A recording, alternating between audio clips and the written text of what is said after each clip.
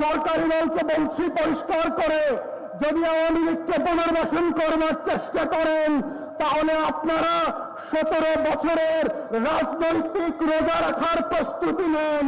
বাম পতিত তথাকথিত সুশীল বাংলু সিনিয়র বেকার সাংবাদিকের এই মূর্খ পালেরা এখনো আবার চেষ্টা করছে নতুন করে গণমাধ্যমে বুদ্ধিজীবিতায় কালচারাল ফ্যাসিবাদ কায়েম করে পিছনের দরজা দিয়ে আওয়ামী লীগকে ফেরত আনতে।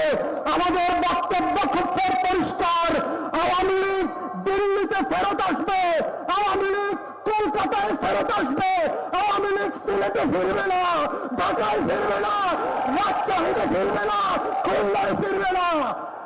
অতএব আজকের 11 দলীয় সমাবেশ থেকে আমাদের বক্তব্য খুব পরিষ্কার, যেই 70 রাষ্ট্রের সাপেক্ষে বাংলাদেশ নামক রাষ্ট্রের জন্ম হয়েছে, যেই রাষ্ট্র থেকে আধিপত্যবাদ থেকে মুক্ত করে বাংলাদেশের আজাদী, স্বাধীনতা, সার্বভৌমত্ব সংরক্ষণ করবার জন্য শত শত হাজার হাজার মানুষ 24 জীবন দিয়েছে, রক্ত দিয়েছে, সেই রক্তের সাথে শুধু আওয়ামী বুদ্ধিজীবী না, বাংলাদেশের কোন সরকারি দলকে গাদ্দারি করতে দেওয়া হবে না। আমরা সরকারি দলকে বলছি পরিষ্কার করে, যদি আওয়ামী লীগকে পুনর্বাসন করবার চেষ্টা করেন তাহলে আপনারা 17 বছরের রাজনৈতিক রোজা রাখার প্রস্তুতি নেন। আপনাদেরকে আবার রোজা রাখতে হবে, ক্ষমতার স্তর আপনাদের মিলবে না।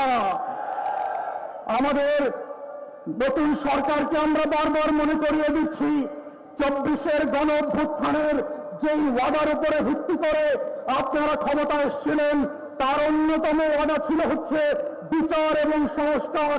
সেই জায়গা থেকে আমরা গত 1.5 বছর দেখেছি আপনারা নির্বাচন নিয়ে যতটা উদ্গ্রীব ছিলেন ততটাই বেকফল ছিলেন হচ্ছে আপনারা বিচার এবং সংস্কার নিয়ে। এবং আমরা শুধুমাত্র জুলাই জাতীয় সনদ না, শুধুমাত্র গণভোটের গণরায় না, আমরা দেখতে পাচ্ছি আপনাদের দলের তৈরি করা 31 দফার ইতিমধ্যে 7টা দফা আপনারা লঙ্ঘন করেছেন। যেই রাজনৈতিক দল নিজের করা ওয়াদা জাতির সাথে রক্ষা করে না, তারা জাতীয় জুলাই সনদ, গণভোটের গণরায় কিভাবে রক্ষা করবে? এই প্রশ্ন আজকে জাতির টেকনাফ থেকে তেতুলিয়া পর্যন্ত, রূপসা থেকে পাথুরিয়া পর্যন্ত প্রত্যেকটা বিভাগীয় সমাবেশে লক্ষ লক্ষ কোটি কোটি মানুষ আজকে একই প্রশ্ন করছে।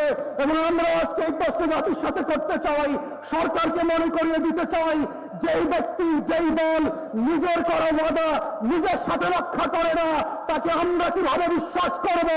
আপনি তো আপনাকে বিশ্বাস করেন না, আপনি তো আপনার দলকে বিশ্বাস করেন না, আপনারা তো আপনার 31 দফাকে বিশ্বাস করেন না।